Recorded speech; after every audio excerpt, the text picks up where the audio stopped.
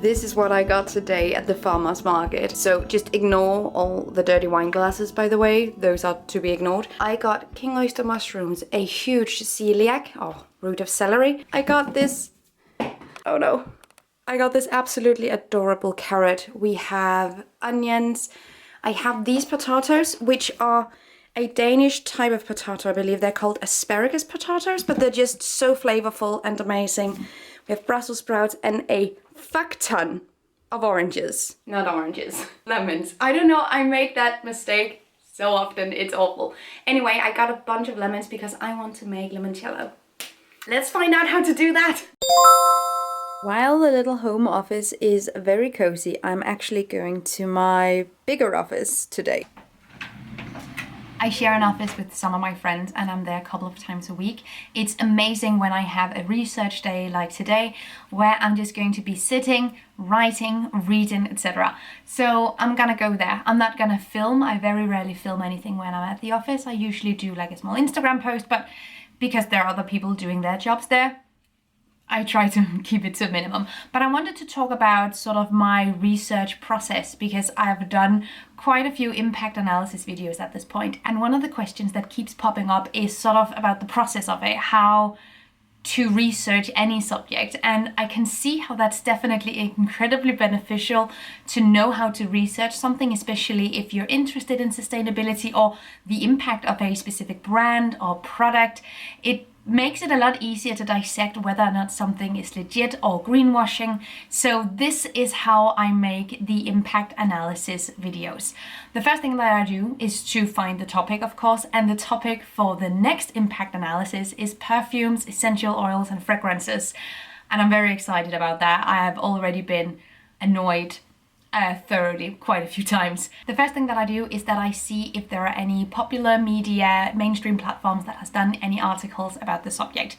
That is usually the case. I look at Allure and like Vice, Guardian, sort of just getting an idea of how much people are talking about this. Then I look at who these journalists and bloggers, who are they talking to, who are they citing, and then I go and find their research. They are usually citing or working with some kind of expert or researcher that has written articles or done more scientific stuff. That's usually how I end up finding the reports that these articles are citing. Then I look at the responses to the articles, the research papers, the reports. Are people generally citing it, or has there been raised questions or criticisms? I have seen within the sphere of research, and especially so in terms of sustainability, and some content creators fall into this trap of just looking at the conclusion of a paper and then citing it at face value. Meanwhile, there might be some things not quite up to speed in the methodology, and that has raised questions in other papers as well. So I look at the entire corpus and generally build it out. But I start with mainstream popular media platforms and work my way outwards. And I'm gonna go and write some stuff about perfume, fragrances, and essential oils. And I also need to do a recipe, completely unrelated, but I'll link everything down below if I get stuff uploaded before this video. Okay, cool. The stand-in desk is from Harmony, by the way, and it's an absolute godsend. When there's research on the program, the rest of my house looks like this. I have no time or mental energy to clean. I had tons of plans to go outside today, but this is the weather. There's also the farmer's market today, but I assume that there aren't any farmers at the market.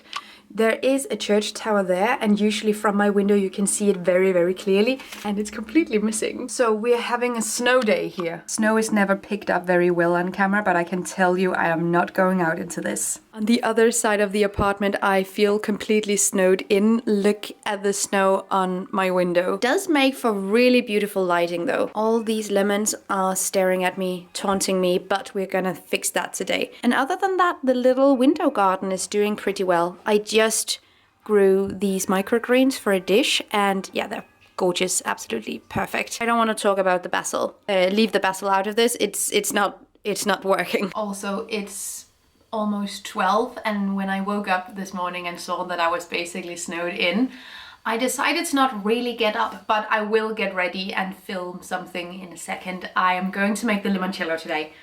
It's the one goal that I have. I'm gonna make the limoncello today, but I just cleaned the kitchen because might as well. I am also thinking about doing an actual apartment tour, so let me know if that's something you want. So just half an hour ago, all the counter space was completely filled up with stuff. Now I do have a lot of things in my kitchen and I use everything, which is sort of the issue. But I just did the dishes and then I put away all the stuff that I don't need. It's just looking really nice, spick and span now. I also cleaned up Shahi Paneer from my wall. You can sort of see the yellowing from the turmeric in it still. It looks like someone went on my wall and drew on it with a marker. It's frustrating, so any tips on how to remove turmeric stains from the wall? Happy to hear. I just put on some makeup, did my hair, just put on my clip-on earrings. I'm wearing this vintage knitted t-shirt that I got in a vintage shop in Oslo, and I don't know, the combination with the red and the black and white both makes me feel like the Forgotten Kiss member, but also kind of like a pirate. Tell me what are the vibes here. Anyway, we're making the limoncello now. I have a glass house full of lemons. I don't know, that's like 12 different sayings combined into one. I got these at my farmer's market the other day. They are untreated organic lemons, and that's sort of what you want for limoncello because we're going to be using the peel first. We can only make half a limoncello today, and then I'll come back in a different vlog and finish it, and then later there'll be like a full reel and a recipe as well, so you don't have to find the different parts of the recipe in different videos because that's silly. The first thing we need to do is that we need to get our jar, and then we need to temper it. First I'm going to temper it with warm water, and then I'm going to scald it with boiling water just to make sure that it's completely clean. The reason why we're tempering it first is because if we take a room temperature jar and then we put boiling water on it, it might crack. By the way, completely different thing. Before we get started, I just forgot, but I wanted to show you because this is amazing. So for Christmas I gave my mom an experience. That's sort of how I roll, either that or like antiques, thrifted things. I gave her a ceramics painting class, so we did that together, and yesterday I picked up the ceramics that we painted and I'm so excited. So I thought I wanted to show you, this is the ball that I made. Inside we have some nice big streaks of blue. Then on the side I did like a really sloppy sort of brush stroke around it, and then of course, because why not, we also have barbed wire. That's me. And my mom's plate, she went ham on this. I don't know what to say. This is what she did. It's a dog walking in a neighborhood with houses holding a balloon, and it also has a crown. It was so much fun watching her do this because it was just unhinged, deranged painting for 2 hours, and she kept adding more and more stuff. It was very funny, and I was just sitting there done because I did the harsh brush strokes and that was it. So I just observed her doing this. Anyway, I really recommend giving people that you care about ceramics painting classes as gifts because it was so much fun. Limoncello. Getting back to it now.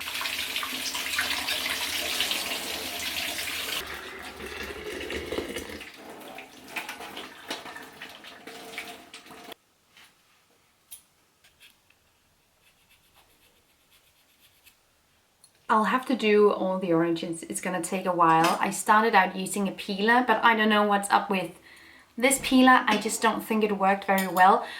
It ended up giving me like very uneven thick peels and leaving very little of the white stuff on the lemons left. So we're moving on to simply using a knife. I think it works a lot better and I have a lot more control over my peeling technique. So this is just what we're gonna keep doing now. By the way, I think this is a good time to explain what limoncello is. Limoncello is an Italian alcoholic beverage. It's made with alcohol.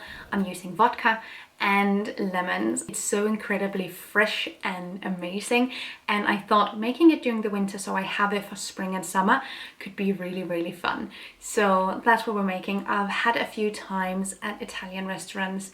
I had it a couple of times in Tuscany, and then I recently had it at a vegan Italian place in Copenhagen, and it just made me really want to make it. And furthermore, I've also just seen so many lemon flavored things on my feed, in my For You page, etc. I am obsessed with the lemon loaf cake. I've made that so many times, and we're definitely also gonna make that at some point. Not today, I don't think. Not all the peels turned out exactly the way I wanted, but some of them turned out pretty okay. Especially this part, I sort of strived towards making it look like that, but some of them not so much, but we will prevail. I forgot to mention that, of course, I washed all the lemons very thoroughly before I peeled them. Okay, just so there's no confusion. I finally have all my peels, and we're gonna put them into the jar, and then we're gonna add the vodka. This is the vodka I'm going with. It's from Finland, and overall I heard great things.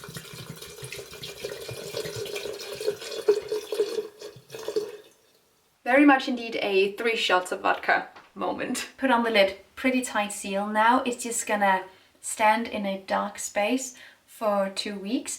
Every single day I'm going to turn it like so to mix everything together, and then I will check back in with you in 2 weeks to see what this is looking like. Okay, I am very excited about this project. But you might be wondering, what is she going to do with the rest of the lemons? Is she just gonna waste the lemons? No, obviously not.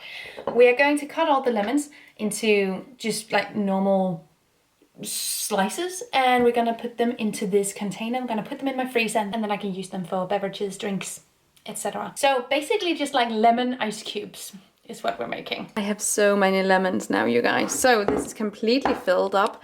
And then we also have the starter for the limoncello. Let's go, girls. Look at the weather today. This is just beautiful. I'm going to the office today for a few hours to edit and to research, but later tonight I'll be the moderator, the host, the MC at a local TEDx event. So I'm gonna bring you guys along for that as well. It's office time. Yo, before I leave, shout out to using supermarket food containers and packaging in your home decor. I have this little setup in my living room. These are flowers from one of my friend's bridal bouquets. I have a bowl in crystal from my grandmother. I have a homemade soy candle, and then this. So this is a little wooden box, but I actually got a vegan cheese in it. It was a camembert made with cashew nuts, and I both love and hate when they use wood like this in the packaging, because there's no way to recycle this. You can only upcycle or reuse, which is also fine. And I was contemplating what to do with it. And then I realized, oh, but it's a box for trinkets. It's a spoon box for my trinkets now, and honestly, it's giving. I should take you guys through my entire apartment and point out all the things that simply just supermarket packaging, because it just blends in seamlessly, I feel like. Coincidentally, there are no other people at the office today, so I can actually show you without sort of imposing on the others' work. What's happening to the hair? I don't know, but I think we need to readjust. Comfort above all else at the office. Anyway, this is my setup. We have a hangout spot, some plants. It's very nice, and here are my screens and all my stuff. And then I have other people sitting around me, and then behind the screens is a little like meeting area. And we don't have anything on the walls yet. I really want to hang some stuff in here. And recently I was at a lecture in Horsens, which went amazingly, and I got a poster sort of promoting the lecture to take back home. And it's so big, I brought it here. It could be so much fun to hang it, also just to annoy the others, but I'll show you, it's pretty annoying. This is a table for 4 people, and this is the poster. Just my big face. But if I didn't take this home, it would have been thrown away. And I'm not skipping out on an opportunity to get a big ass poster of my own face. I'm not too good for that. So I think we're gonna hang it. I brought it here as a joke, but they're all really hyped about it. So we're gonna frame it and hang it. A big shout out to a state-of-the-art fruit basket, because we're valuing health here, and it's important to get all your vegetables and fruits. Someone has already taken from it, but it's just placed in the fruit bowl, in the packaging. I have this sneaking suspicion that they bought those specific apples just to annoy me. I brought my bamboo steamer to the office so I can make dumplings, because why not? Officially on my way. I have my suit in my bag and I'm going. The weather is so beautiful. This is the second TEDx Aalborg event that I'm attending. The first one I attended, I gave a talk myself, and it's on YouTube, so I'll link it down below if you want to see it. It's called How to Not Lose Hope. Very optimistic, but we're also very, very angry at the fossil fuel industry. But today I'm going to be sort of the MC, the host, whatever, and I'm very excited. It's not something I've done a ton of, just a small bit, so I don't really know what to expect today. I sound super out of breath, but it's really hard walking when it's so cold and also walking in snow, so yeah. Organic composting is advertised in Aalborg like it's a rock star giving a concert, and I love it. It's not even a second too soon, like we're so late to the party on that, but at least something is happening this summer.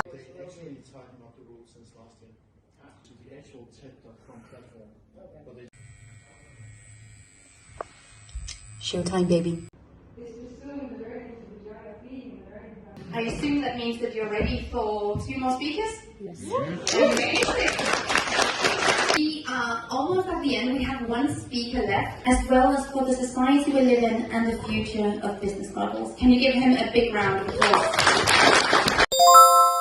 Yesterday was a lot of fun. We had 5 speakers. We talked circular economy, we talked brain disease, pain management, we talked about queerness and transness, and anthropology. So big spectrum. It was so much fun. Not having my own talk, but mediating sort of the rest of the program. It's not something I've done many times, and it was actually incredibly validating to experience that that's something I can do. I got to know some amazing people. It was really, really fun. And yeah, I cannot wait to see where this path sort of takes me.